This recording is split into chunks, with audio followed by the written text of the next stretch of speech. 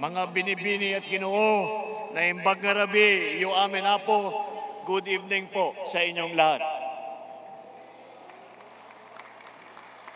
Una po sa lahat ng mga ating atleta, lahat ng ating mga coach, lahat ng aming mga trainer, lahat ng ating mga magulang at mga mahal sa buhay ng ating mga atleta, welcome po sa inyong lahat sa aming ipinagmamalaking probinsya na Ilocos Norte. Sa ating mga atleta, masaya akong makasama kayo dito ngayon sa palarong pambansa. Alam kong excited at kinakabahan ang ating mga atleta. Baka pa yung mga iba hindi na makatulog at hindi makakain. Matapos ang ilang buwang na paghahanda, nandito na kayo upang ipakita ang galing ninyo sa pagsusubok ng sports. Hindi madali ang inyong pinagdaanan. Yung oras na ipapahinga ninyo na lang dapat gagamitin ninyo pa sa practice at saka sa training. Mag-aaral sa umaga, tapos ensayo sa hapon. Minsan, kulang pa sa gamit o sa panggastos. Ngunit, wala sa inyo ang sumuko. Araw-araw, nagsisikap kayong tumakbo ng mas mabilis, lumangoy ng mas mabilis at mas mahaba, tumalon ng mas mataas. Kaya naman, kaming lahat, believe sa inyo, sa inyong galing, sa inyong tibay, at sa inyong dedikasyon.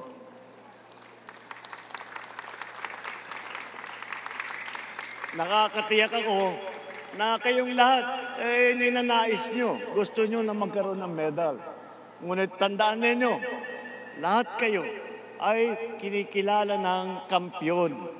Kayo ang pinakamagaling sa inyong paaralan. Kayo ang pinakamagaling sa inyong probinsya. Kayo ang pinakamagaling sa inyong rehiyon. Magandang halimbawa kayo sa kabataang Pilipino na may pangarap sa buhay at determinasyon upang matupad ito. Kami naman sa pamahalaan, hanggat sa abot ng aming makakaya, ginagawa po namin ang lahat para matulungan kayong maging mahusay na manlalaro. Ngayong araw, dito sa palarong pambansa, kayo naman ang kasali. Sa susunod, kayo na ang kinatawan ng Pilipinas sa Asian Games at saka sa Olympics. Kaya paghusayan ninyo. Pwede kayo, meron. Malay natin, dito sa mga kasama natin na ito, meron dyan na lilitaw, na Manny Pacquiao, na Heidelin Diaz, na Carlos Yulo, na Ira Villegas, na Nesty Petesio, na EJ Obiena, o Alex Eala. Si Heidelin, nandito pa tayo, kasama natin dito ngayon. Idol, Heidelin, mabuhay ka. Malaking ang dangal na dinala mo sa ating minamahal ng bansa. Tulad nila, ipagpatuloy lang ninyo ang inyong pangarap. Mag-training araw-araw, mag-aral ng mabuti, sumunod kayo sa inyong mga magulang at alagaan ninyo ang inyong kalusugan. Ang gobyerno ay laging nasa likod ninyo. Tutulungan namin kayong maabot ang inyong mga pangarap. Dahil ang panalo ninyo, panalo na rin namin.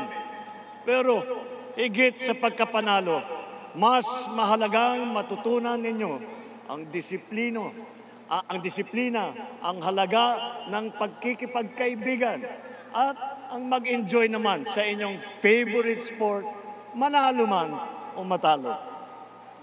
Tandaan ninyo, ang taong lumalaban, hindi natatalo. Losers are those who fail to try. Winners are those who try. And maybe they fail, but then they try again. And do not stop trying until they win and succeed. Kaya, napakahalaga ng papel ng mga magulang ninyo, mga guro, mga coach, na nagbibigay sa inyo ng payo at pagmamahal sa bawat hamon na inyong hinaharap. Binibigyang pugay ko rin ang inyong mga magulang, ang mga lolo, ang mga lola, ninong, ninang, tiyuhin, tiyahin, at lahat ng gumabay sa inyo. Nag-ambag sila ng oras, pera, at panalangin upang suportahan ang inyong pangarap. Kaya't bago tayo magtapos, nais kong pasalamatan ang lahat ng tumulong na maisakatuparan ang palarong ito. At ngayon, sa bisa ng kapangyarihan ni pinagkaloob sa akin bilang Pangulo ng Republika ng Pilipinas, opisyal kong idinideklara ang pagbubukas ng palarong pambansa para sa 2025.